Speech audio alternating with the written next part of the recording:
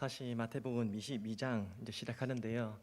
우리 마태복음 22장은 한 개의 비유와 네 개의 논쟁으로 구성되어 있습니다.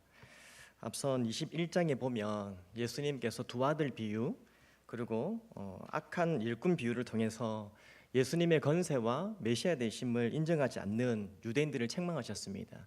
이제 오늘 본문 22장에서도 예수님은 계속해서 이제 혼인 잔치 비유를 말씀하시면서 메시아이신 예수님을 거부한 유대인들을 책망하십니다. 이제 오늘 본문에 이제 혼인 비유 잔치 이 내용이 무엇인지 한번 살펴볼 텐데요. 2절 한번 보시면요. 2절입니다. 천국은 마치 자기 아들을 위하여 혼인 잔치를 베푼 어떤 임금과 같으니. 자, 여기 임금이 아들을 위해서 혼인 잔치를 베풀었습니다. 이제 핸드북 보시면 이제 박스가 나오죠. 예, 거기 보면 여기서 임금은 누구를 가리킵니까? 하나님입니다. 임금은 하나님이고 아들은 예수님을 의미합니다. 임금이 베푼 이 혼인잔치는 소와 살찐 짐승으로 모든 것을 갖춘 혼인잔치였습니다. 즉 이 잔치는 기쁨과 풍요로움으로 가득하고 모든 사람에게 만족을 주는 그런 잔치라는 말이죠. 이 잔치가 어떤 잔치냐? 바로 예수님의 구속 사역을 통해서 참여하게 될 하나님 나라의 잔치를 의미합니다. 자, 박스 보시면 혼인 잔치는 하나님 나라의 잔치입니다. 계속해서 종들이 이제 청할 자들에게 주인이 준비한 잔치 오라고 초대합니다. 이제 3절 보시면요. 그 종들을 보내어 그 청한 사람들을 혼인 잔치 오라 하였더니 오기를 싫어하거늘. 여기서 처음 초대받은 사람들은 이스라엘 백성들을 의미합니다. 이들은 결혼 잔치에 당연히 참여할 것으로 기대되었던 자들이죠. 당연히 이들은 참여할 것이다. 그런데 이들의 반응이 의아합니다. 3절 후반절 보면 오기를 싫어하거늘 그렇게 말하죠. 그들은 잔치에 관심이 없습니다. 5절을 보시면 그들은 자신들의 일을 더 중요하게 생각하고 이 초대에 응하지 않습니다. 심지어 6절에서는 종들을 때리고 죽이기까지 합니다. 이것은 하나님 나라를 약속받은 이스라엘 백성들이 예수님의 하나님 나라 복음 선포를 거절하고 있는 상황을 보여주고 있는 것입니다. 자, 처음 초대받은 자들이 초대를 거부하자 임금은 이제 다른 종들을 보냅니다. 그리고 내거리에서 사람들을 만나는 대로 혼인잔치에 데려오라고 합니다. 자, 9절에서 10절인데요. 자, 9절과 10절 말씀 같이 한번 읽어보겠습니다. 시작. 내거리 길에 가서 사람을 만나는 대로 혼인잔치에 청하여 오라 한데 종들이 길에 나가 악한 자나 선한 자나 만나는 대로 모두 데려오니 혼인잔치에 손님들이 가득한지라. 자, 보십시오. 종들이 길에 나가 만나는 대로 사람들을 데려왔는데요. 이 혼인잔치에는 악한 자나 선한 자나 모두 함께 참여하게 되었습니다. 그들은 유대인과 이방인, 그리고 가난한 자와 부자, 남자와 여자, 악한 자와 선한 자 모두를 가리킵니다. 그렇다면 이것이 무엇을 의미합니까? 오늘 이제 핸드북 보시면요, 하나님은 모든 종류의 사람들을 차별하지 않고 포용하신다는 것을 보여줍니다. 그리고 초대에 응하지 않은 이스라엘 백성들을 대신해서 전혀 예상치 않았던 새로운 사람들이 하나님 백성의 자리를 대체하게 된다는 것을 보여줍니다. 당연히 처음 초대받은 그 이스라엘 백성들이 이 잔치에 참여할 줄 알았는데 그들이 아니고요. 그들을 거부하니까 전혀 예상치 않았던 새로운 사람들, 그들이 하나님 나라의 백성의 자리에 대체하게 된다는 거죠. 즉 죄인이며 이방인인 우리들도 그리스도 안에 있으면 새로운 이스라엘 백성이 되고 새로운 하나님의 백성이 되도록 축복해 주신다는 말씀입니다. 이것이 바로 우리가 믿는 복음이고요, 우리가 누리는 은혜입니다. 자, 그런데 이제 혼인잔치에 놀라운 일이 일어납니다. 11절 보시면 임금이 잔치에 와서 둘러보는데요, 예복을 입지 않은 사람이 앉아 있었습니다. 고대 동양에서는 이 잔치에 초대받는 사람은 예복을 입고 오도록 요구되었습니다. 만약 혼인잔치에 참여한 자가 예복을 입지 않았다, 그것은 잔치를 주관하는 주인을 모욕하는 행위입니다. 그런데 잔치에 초대받는 사람 중에 한 사람이 예복을 입지 않고 있다는 이거죠. 주인은 그것을 발견합니다. 이것은 이 사람은 잔치에 초대를 받고 참여는 했지만 그 잔치에 참여는 했지만 임금에 대한 최소한의 예의를 갖추지 않고 있었다는 것을 보여줍니다. 그래서 임금은 노하여서 그를 쫓아내죠. 수족을 묻고 벌을 줍니다. 자, 그렇다면 이 예복이 무엇을 의미할까요? 이 예복이 무엇이간데 그렇게까지 합니까? 자, 이 예복이 뭔가? 이것은 하나님의 뜻을 행하는 삶을 의미합니다. 자, 이 예복은 가로 있죠. 하나님의 뜻을 행하는 삶입니다. 세례요한은 천국이 가까이에 왔음을 선포하며 회개에 합당한 열매를 맺으라 그렇게 말하죠. 천국은 회개에 합당한 열매를 맺어야 들어갈 수 있다는 것입니다. 마태복음 5장에는 예수님은 믿는 사람의 의가 서기관과 바리새인보다 낫지 못하면 하나님 나라에 들어갈 수 없다고 하셨습니다. 즉 믿는 사람의 의, 즉 천국 백성다운 믿음의 삶을 강조하고 있는 것이죠. 요한계시록 19장 7절 8절에서는 어떻게 말씀하는지 같이 한번 읽어보겠습니다. 요한계시록 19장 7절 8절입니다. 시작.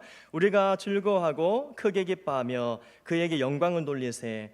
어린 양의 혼인 기약이 이르렀고 그의 아내가 자신을 준비하였으므로 그에게 빛나고 깨끗한 세마포 옷을 입도록 허락하셨으니 이 세마포 옷은 성도들의 옳은 행실이로다 하더라. 아멘. 이 계시록에도 혼인 잔치가 있지요. 하나님 나라의 잔치입니다. 세마포 옷을 입었다고 그렇게 이야기하죠. 여기서 성도들의 옳은 행실, 성도들의 세마포 옷을 성도들의 옳은 행실이라 하는데 이 성도들의 옳은 행실은 하나님의 뜻을 행하는 삶을 의미합니다. 따라서 예복을 입는 것은 예수님의 말씀에 순종하는 삶을 살아야 한다는 뜻입니다. 사랑하는 성도 여러분, 하나님 나라에 들어갈 수 있는 기회는 누구에게나 열려 있습니다. 하지만 그렇다고 해서 아무런 기준도 없이 하나님 나라에 들어갈 수 있는 것은 아닙니다. 14절에 청함을 받은 자는 많되 택함은 입은 자는 적다고 그렇게 말씀하지 않습니까? 그렇다면 우리는 무엇을 준비해야 할까요? 예수님을 나의 구원자로 기쁘게 영접하는 믿음을 가져야 합니다. 자, 핸드북 보면은 첫째 무엇을 준비해야 하는가? 자, 첫 번째는 예수님을 나의 구원자로 기쁘게 영접하는 믿음을 가져야 한다. 그래야 예수님의 보혈로 의롭다함을 받는 은혜를 입게 되는 것이죠.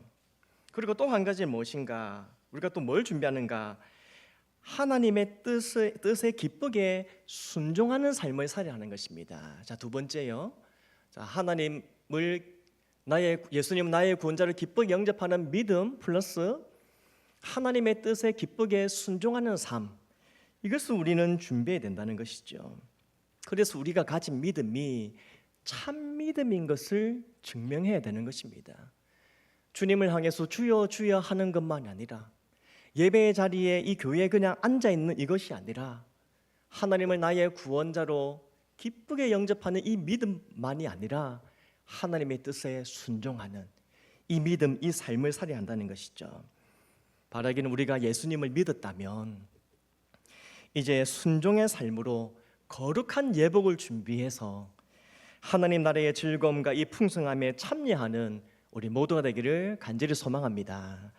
자, 계속되는 이제 15절 이하에서는 예수님의 책망을 들은 유대 종교 지도자들이 예수님의 시험을 빠뜨리기 위해서 여러 가지 논쟁을 벌입니다. 그렇게 예수님을 공격하는 것이죠. 자, 어떤 논쟁을 벌이고 어떻게 공격하는가? 첫 번째는 세금 논쟁입니다. 바리새인들과 헤롯 당원들이 함께 예수님을 시험하기 위해서 찾아왔습니다. 이들은 세금이라는 정치적인 질문을 통해서 예수님을 올무에 걸리려고 하고 있습니다. 자, 17절을 보십시오. 17절입니다. 그러면 당신의 생각에는 어떠한지 우리에게 이르소서. 가이사에게 세금을 바치는 것이 옳으니까 옳지 아니하나이까 하니. 자, 세금을 바치는 문제를 이제 질문하는데요. 로마의 통치하에서 유대인들은 로마 제국에 여러 가지 세금을 납부해야 했습니다. 오늘 이 본문에서 세금을 바치야 하리까 여기서 말하는 세금은 인두세를 의미하는데요. 이 세금은 특별히 로마 황제가 발행하는 은화로 내야 됐습니다. 유대인들이 로마에 세금을 내는데 그냥 내는 게 아니고 로마 황제가 발행한 은화를 냅니다. 자, 이 은화가 성경에서 자주 언급되는 데나리온입니다. 자, 데나리온 많이 들어보셨죠? 한 데나리온. 자, 이 데나리온, 이 은화로 세금을 내는데요. 이제 이 은화 한쪽 면에는 월계관을 쓰고 있는 황제의 로마 황제의 두상이 있고요. 그리고 그 밑에 글귀가 있는데 존엄한 신의 존엄한 아들이다. 그러니까 신의 아들이다. 이런 글귀가 적혀 있습니다. 문제는 로마 황제는 자신의 형상을 이 은하에 새겨 놓음으로 자신의 통치를 과시하고요. 그리고 또 자신을 신으로 숭배하는 우상 숭배를 강요했다는 것입니다. 때문에 이 로마에 세금을 바치는 것은 이 유대 분파들마다 의견이 다를 정도로 아주 심각한 문제가 되었습니다. 이거 바쳐야 하나 말아야 하나 이런 말들이 나오는 거죠. 당시 친로마주의자였던 이 헤롯 당원들은 이 로마의 납세 정책 적극적으로 찬성했습니다. 반면 반로마주의자였던 바리새인들은 납세 정책에 적극적으로 반대했죠. 그런 백성들은 어땠을까요? 유대인들은 기본적으로 이 황제에게 세금을 바친 일에 대해서 반감을 가지고 있었습니다. 왜냐하면 이 화폐 자체가 우상 숭배적인 것이기 때문입니다. 그리고 무엇보다 이스라엘의 왕은 하나님이신데 하나님이 아닌 이방 왕들에게 세금을 바치는 것은 하나님께 반역하는 것으로 생각했기 때문에 세금 내면 안 된다. 그런 거부감이 있었던 것이죠. 따라서 세금을 바치는 문제가 얼마나 난처한 질문이 되겠습니까? 만약 예수님께서 세금을 내야 하는 이 의무를 인정해버리면 어떻게 될까요? 예수님은 바리새인들과 일반 백성들로부터 외면을 당할 게 뻔하죠. 즉 예수님은 그들이 환영하는 메시아가 될 수 없게 된다는 겁니다. 핸드북 보시면요, 만약 세금을 내는 것을 인정하면 예수님은 환영하는 메시아가 될 수 없습니다. 자, 핸드북 보셨죠? 자, 반대로 이제 세금을 내야 하는 의무를 인정하지 않으면 어떻게 되겠습니까? 그러면 헤롯 당원들 그리고 로마 총독에게 반역을 선동한다는 이유로 고소할 증거를 주게 됩니다. 자, 앞에도 화면에 답이 나오는데요.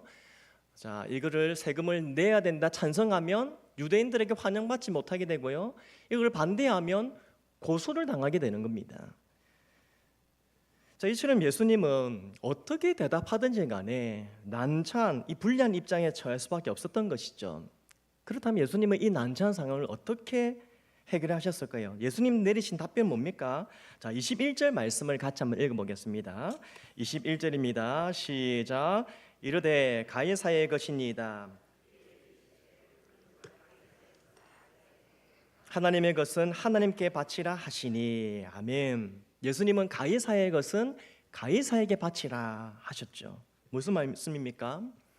유대인들이 설령 로마의 지배하에 있긴 하지만 그럼에도 로마로부터 어떤 혜택을 받았다면 마땅히 세금을 지불해야 된다는 의미입니다.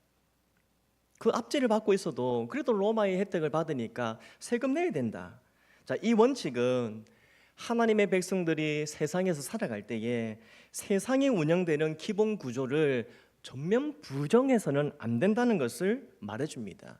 세상의 이 기본 구조, 세상에 운영되는 이 일들을 부정해서는 안 된다. 이것을 보여줍니다. 바울은 이러한 가르침을 염두하면서 로마서 13장 7절에서 이렇게 건면하죠.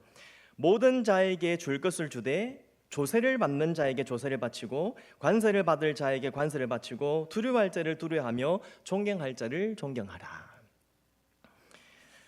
유대인들은 세금 내는 것을 우상 숭배에 동조한다. 이거 우상 숭배다 했는데 그렇지 않습니다. 세상 권세도 하나님께서 세우셨기 때문에 하나님께서 세우신 권세에게 복종하는 것이 복종하는 것은 우상을 숭배하는 것이 아니라 하나님을 공경하는 것을 봐야 한다는 것이죠. 때문에 예수님은 가이사의 것은 가이사에게 바치라 그렇게 말씀하셨습니다. 그런데 예수님의 원칙은 그것으로 끝나지 않습니다. 예수님 곧 이어서 이런 말씀하시죠. 하나님의 것은 어떻게 하라고요? 하나님께 바치라. 가해사의 것은 가해사에게, 하나님 것은 하나님에게 바치라. 자, 하나님이 어떤 분이십니까? 하나님은 온 세상을 통치하시는 왕이시지 않습니까? 한 나라의 왕이 아니고요, 한 민족의 왕이 아닙니다. 온 세상을 다스리는 왕이십니다. 그러므로 하나님의 다스림과 보호를 받는 세상의 모든 것은 다 하나님의 것입니다. 로마 황제인 가이사도 예외가 아닙니다. 그 역시도 하나님의 주권 아래에 있고요, 하나님의 손 안에 있습니다. 즉 모든 사람들이 하나님의 통치 아래에서 하나님이 주시는 혜택을 누리고 있다는 겁니다. 한 민족 한 나라가 아니라 모든 사람들이 하나님의 은혜를 입고 있는 것이죠. 따라서 하나님께 드릴 것을 하나님께 드리는 것은 하나님의 은혜와 통치를 받는 모든 사람들이 반드시 행해야 할 의무입니다. 이것은 한 사람만이 아니라 한 민족이 아니고요, 하나님의 은혜를 입은 모든 세상의 모든 사람들이 하나님께 드려야 할 것이죠. 하지만 헤롯 왕은 하나님께 대한 의무를 놓치고 있었고요, 반면 바리새인들은 국가에 대한 의무를 다하지 않았던 것이죠. 이게 문제입니다. 때문에 예수님은 가이사의 권력을 인정하면서도 동시에 그것을 초월하는 하나님의 권력을 말씀하시면서 국가에 대한 의무도 다하고, 그리고 하나님께 바쳐야 할 것도 빠뜨리지 말아야 한다는 것을 요구하고 계신 것입니다. 사랑하는 성도 여러분, 그리스도인들은 이중 국적을 소유한 사람들이죠. 즉 그리스도인들은 세상 나라의 시민이고 또 하나님 나라의 시민입니다. 때문에 그리스도인들은 한 가지라도 소홀해서는 안 됩니다. 베드로는 베드로전서 2장 7절에서 이렇게 말하는데요, 하나님을 두려워하고 왕을 공경하라. 하나님은 두려워하고 왕을 공경하라. 저 그리스도인들은 하나님 나라와 세상 나라에서 좋은 시민으로 살아가야 한다는 것입니다. 자, 핸드북의 답입니다. 그리스도인들은 하나님 나라와 세상 나라에서 책임을 다하는 좋은 시민으로 살아가야 한다. 어떻습니까? 우리들은 양쪽 나라에서 훌륭한 시민, 좋은 시민으로 살아가고 있습니까? 바라기는 이 땅에서 사는 동안 대한민국 국민으로서 국민의 책임을 다할 뿐 아니라 하나님 나라의 백성으로서 하나님 나라를 위해서 봉사와 헌신을 아끼지 않는, 하나님께 드릴 것을 온전히 드리는 우리 모두 되기를 간절히 소망합니다. 자, 두 번째는 이제 부활 논쟁입니다. 바리새인들이 정치적인 문제로 예수님을 넘어뜨리려 하다가 실패했죠. 그러자 이제 사두개인들이 종교적인 질문으로 예수님을 공격합니다. 자, 바리새인들과 달리 사두개인들은 이 특징이 있는데요, 이들은 모세 오경은 믿었지만 부활 사상은 믿지 않았습니다. 자, 사두개인들은 모세 오경은 믿고 부활 사상 믿지 않았습니다. 때문에 그들은 부활 교리에 대한 맹점을 드러내면서 오늘 예수님을 공격하려고 하고 있는 겁니다. 자, 본문 24절에서 그들이 하는 질문은 신명기 25장에 기록되는 수혼법인데요. 자, 수혼법이 뭔가? 한 가정에서 형이 아들이 없이 죽으면 동생이 형수에게 장가들어서 형을 위해 후사를 세우는 제도입니다. 그들은 이 수혼법을 근거로 한 가지 상황을 제시합니다. 보십시오. 7 형제가 있는데 모두가 자식이 없이 죽었습니다.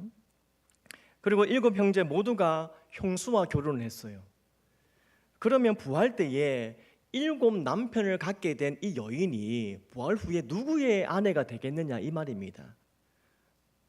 자, 그들의 주장은 이것을 말하면서, 자, 수혼법, 이 율법을 보니까 이거하고 부활의 교리는 공존할 수 없다, 이거 말이 안 된다, 이제 그 말하는 거죠. 핸드북의 답은 공존입니다. 공존할 수 없다, 말이 안 된다 이야기예요.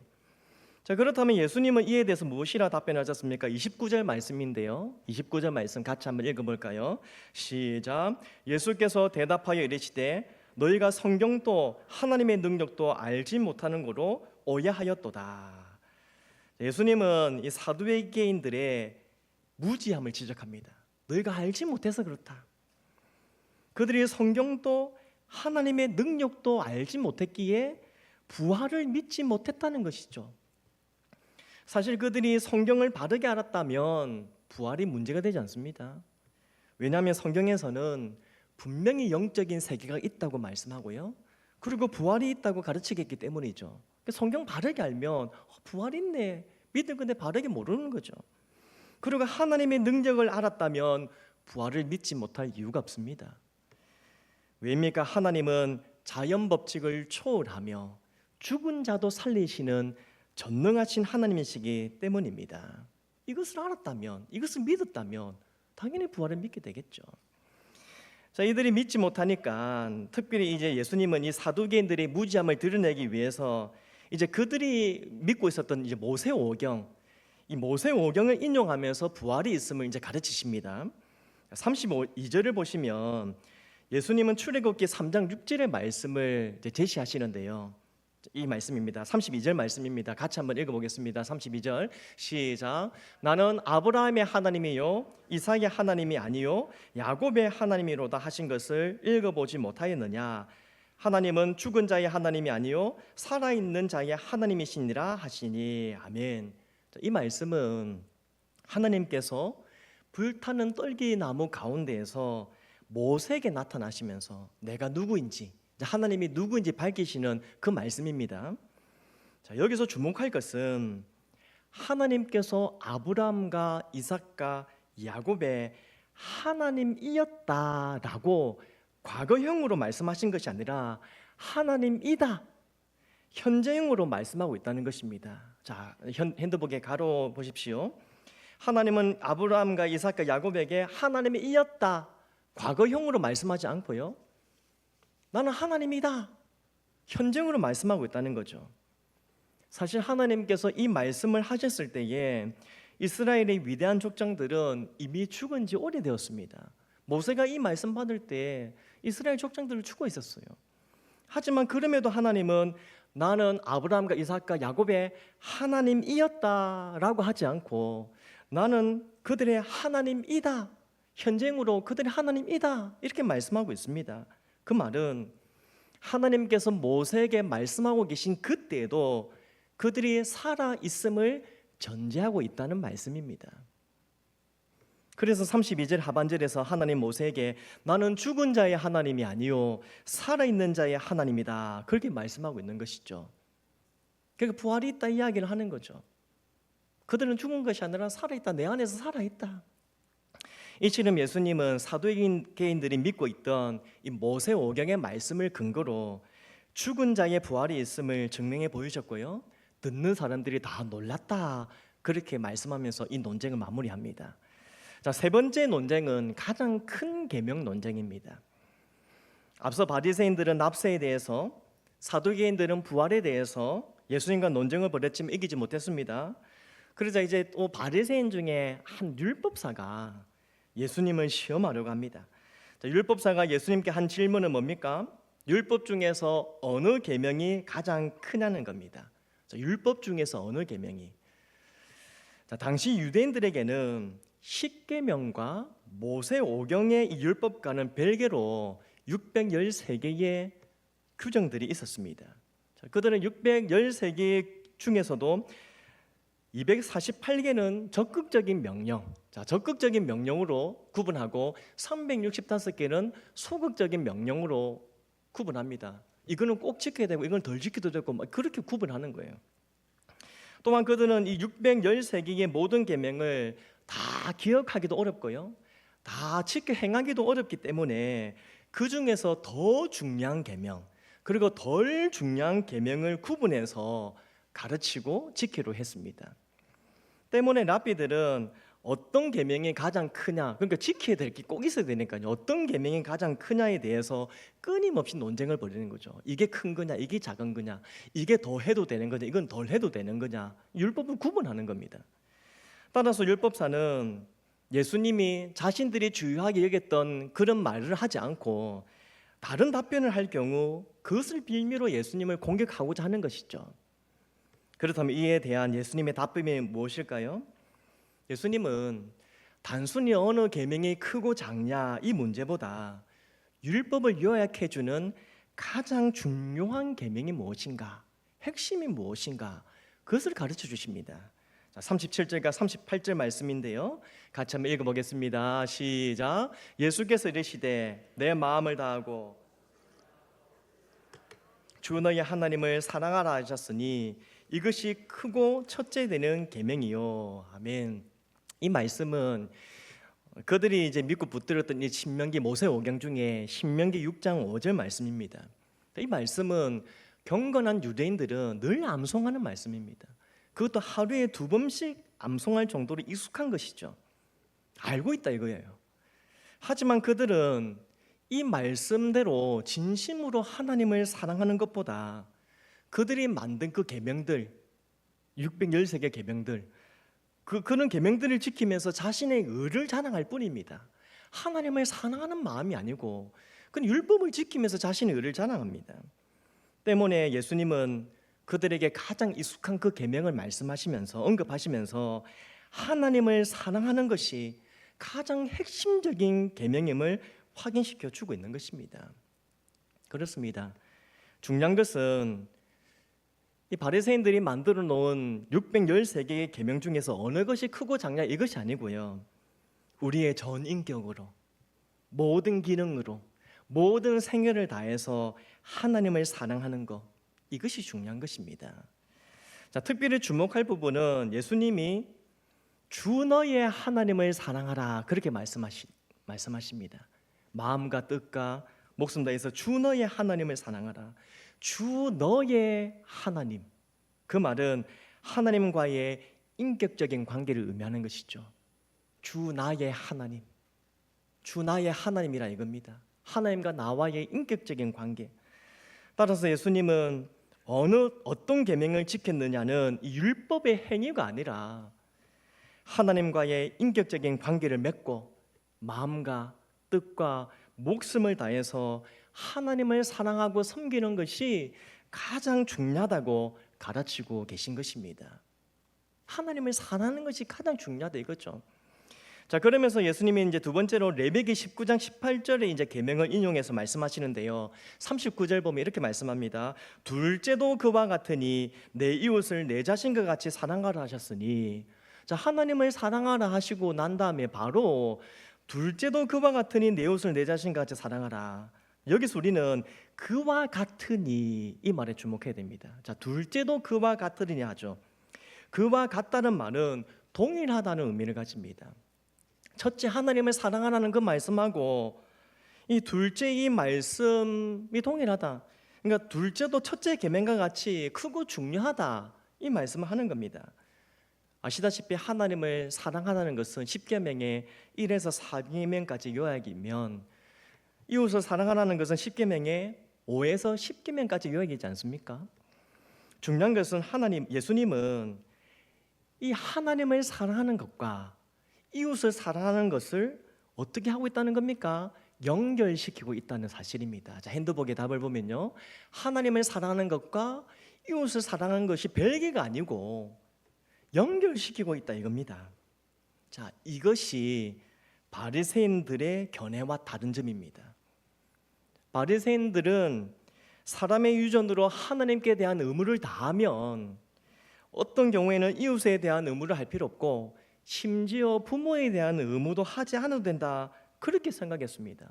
자, 하나님께 의무 다 했으니 다 된 거 아니냐, 이웃 사랑, 부모, 가정, 그걸 소홀하게 생각한 거죠. 하지만 예수님은 하나님 사랑과 이웃 사랑을 하나로 여기고 계십니다.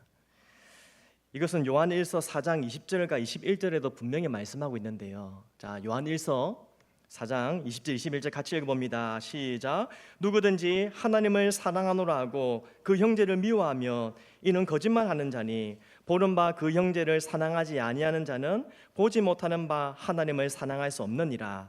우리가 이 계명을 주께 받았으니 하나님을 사랑하는 자는 또한 그 형제를 사랑할지니라. 아멘. 이게 예수님이 우리에게 주시는 원리입니다.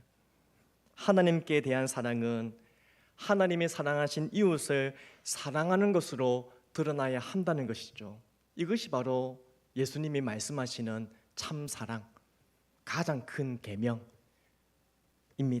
사랑하는 성도 여러분, 하나님을 사랑하고 이웃을 사랑하는 것이 바로 율법의 요약이고 율법의 핵심입니다. 이것이 바로 하나님의 백성들이 지켜야 하고 살아내어야 하는 말씀이라는 것입니다. 그러므로 우리가 아무리 열심히 일을 하고 예배를 드리고 봉사를 한다 할지라도 하나님을 사랑하는 것과 이웃을 사랑하는 것이 빠져 있다면 우리의 이 모든 수고와 노력이 아무 소용이 없다는 사실을 우리는 기억해야 합니다. 어떻습니까? 하나님을 사랑하는 것 그리고 이웃을 사랑하는 것 이러한 삶의 균형이 있으십니까? 바라기는 이 두 가지 중에서 한 가지도 놓치지 않고 소홀히 하지 않기를 간절히 바랍니다. 하나님을 사랑하고 이웃을 사랑하는 삶의 균형을 가져서 하나님을 더 기쁘시게 해드리는 우리 모두 되기를 간절히 소망합니다. 자, 끝으로 이제 예수님께서 이제 마지막 그리스도 논쟁인데요. 끝으로 예수님께서 이제 그들에게 물으십니다. 질문까지 이 바리새인과 헤롯 왕은 사두개인들 율법사와 논쟁을 벌였는데 그들이 예수님 앞에서 할 말을 잃었죠. 예수님의 이 대답 앞에. 그래서 이제 예수님이 이제 역질문을 던지십니다. 42절 보니까 예수님은 그들에게 그리스도가 누구의 자손이냐 이렇게 질문합니다. 자, 그랬더니 바리새인들이 뭐라고 대답합니까? 다윗의 자손이다 이렇게 대답하죠. 자, 이 말이 틀렸습니까? 맞습니까? 예수님 다윗의 자손 맞죠? 다윗의 자손이다 하는 이 말은 그 대답이 틀린 것은 아닙니다. 하지만 그들의 대답이 충분하지는 못합니다. 틀리진 않았지만 충분하지 않습니다. 왜냐하면 그들은 메시아가 다윗의 자손 그 이상의 존재라는 것을 알지 못했기 때문입니다. 다시 말해 그들은 그리스도가 다윗의 자손으로 오시는 것은 알았지만 육신을 입고 오실 하나님의 아들인 것은 깨달지 못했다는 것이죠. 다윗의 자손입니다. 그리고 그건 알아요. 근데 그분이 하나님의 아들인 것은 깨달지 못했습니다. 그러니까 예수님이 내가 하나님의 아들이다 이런 말하니까 신성모독이라면서 잡아 죽이려고 하지 않습니까? 자, 때문에 예수님은 이 메시아에 대한 그들의 무지함을 드러내면서요 자신의 인성과 신성을 갖추신 예수님의 정체성을 더 정확하게 가르치기 원했는데요. 특별히 그리스도의 신성을 입증하기 위해서 시편 110편 말씀을 인용합니다. 자, 43절과 44절 말씀인데요. 마지막으로 이 말씀 한번 읽어보겠습니다. 자, 시작. 이르시되 그러면 다윗이 성령에 감동되어 어찌 그리스도를 주라 칭하여 말하되 주께서 내 주께 이르시되 내가 내 원수를 내 발 아래에 둘 때까지 내 우편에 앉아 있으라 하셨도라 하였느냐. 자, 무슨 말입니까? 다윗이 성령의 감동을 받아서 그리스도를 뭐라고 고백한다고요? 주라 고백해요. 그의 후손으로 나오실 그 메시아를 그의 후손으로 오시는데 내 자손, 내 후손이 아니고 주라 고백합니다. 즉 다윗은 메시아를 자신의 후손으로만 생각하지 않고 인간의 형체를 입고 오실 메시아로 그리스도로 믿고 있었다는 말입니다. 이로써 예수님은 자신의 신성을 인정하지 않고 자신을 죽이려고 했던 자들에게 자신은 인간의 몸을 입고 이 땅에 온 다윗의 자손일 뿐 아니라 하나님과 동일한 신성을 가지신, 마지막 가르죠, 하나님과 동일한 신성을 가지신 그리스도라는 사실을 보여주신 것입니다. 다윗도 나를 그렇게 알았는데 너희는 그렇게 알지 못하느냐. 이제 이들은 할 말을 잃게 됩니다. 말씀했습니다. 상송들 여러분, 지금까지 유대 종교 지도자들은 예수님을 제거하기 위해서 여러 가지 논쟁을 벌이면서 공격했습니다. 하지만 그들의 모든 시도는 수포로 돌아갔습니다. 예수님께서 차원이 다른 가르침으로 그들의 무지함을 드러내셨기 때문이죠. 그런데 안타까운 것은 그럼에도 유대 종교 지도자들은 예수님을 믿지 않았다는 것입니다. 분명 그들은 예수님의 말씀을 듣고 놀랐습니다. 다들 놀랐습니다. 하지만 예수님을 믿고 따르지는 않았습니다. 그 가르침이 너무 놀라운데도 믿고 따르지는 않습니다. 혼인잔치 비유에서 말씀하듯이 청함을 받은 사람은 많으나 택함을 받은 자들은 적다는 것을 보여주는 것이지요. 즉 하나님의 말씀과 복음을 들은 사람은 많으나 믿고 순종함으로 하나님 나라의 잔치에 참여하는 사람은 적다는 말입니다. 상손 여러분, 오늘 또 하나님께서 우리에게 바라는 것은 하나님의 말씀 앞에 바르게 반응하는 것입니다. 오늘 우리가 마태복음 22장 말씀을 들었는데요, 어떻게 반응해야 되겠습니까? 바라기는 예수님은 유일하신 나의 구원자라는 이 사실을 믿을 뿐 아니라 하나님의 뜻에 순종하는 삶, 예수님을 믿을 뿐 아니라 그 뜻에 순종하는 삶을 사는 우리 모두가 되기를 간절히 바랍니다. 또한 성경과 하나님의 능력을 바르게 알아서 부활의 이 소망을 가지고 살아갈 수 있기를 간절히 소망합니다. 그리고 마지막으로 하나님을 사랑함과 동시에 이웃을 사랑하는 삶의 균형을 가져서, 균형입니다. 하나님 사랑과 이웃 사랑, 이 균형을 가져서 하나님을 더 기쁘시게 드리는 우리 모두가 되기를 주님의 이름으로 축복합니다.